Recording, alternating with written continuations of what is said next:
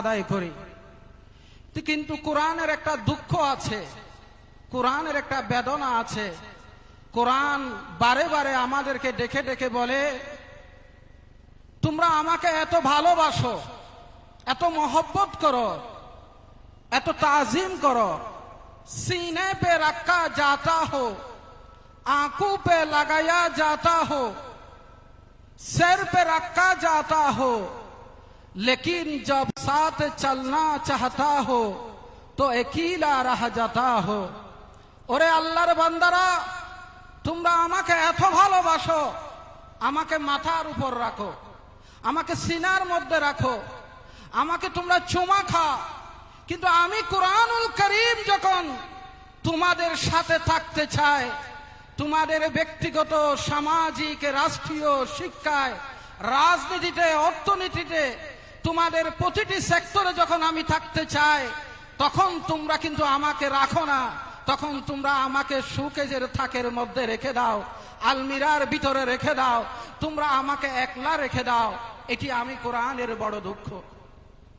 আজকের সমাজ ব্যবস্থায় আমরা দেখছি আমাদের আজকে সংসদ ভবনে অধিবেশন চলছে। সরকার পক্ষ তারা সংবিধান সংশোধনের পক্ষে, আর বিরোধী দল তারা সংবিধান সংস্কারের পক্ষে আন্দোলন করছে। ঘন্টার পর ঘন্টা সারা সেখানে কথা বলছে। একটা পক্ষ সংশোধনের পক্ষে, আরেকটা পক্ষ সংবিধান সংস্কারের পক্ষে। আজকে ঘন্টার পর ঘন্টা কথা বলছে, কিন্তু কোনো সমাধানে আসতে পারে না।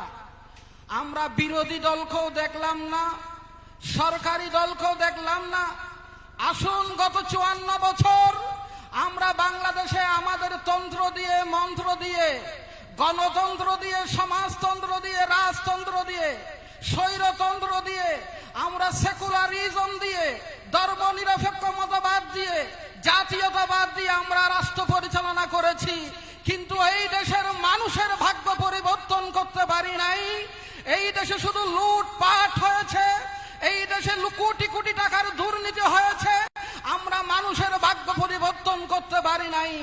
আসো, আমরা নতুন শপথ নিলাম, এইবারে আমরা কোরআনের সংবিধান করব, আমরা কোরআন দিয়ে দেশ চালাবো, এই দেশের মানুষের ভাগ্যের পরিবর্তন করব।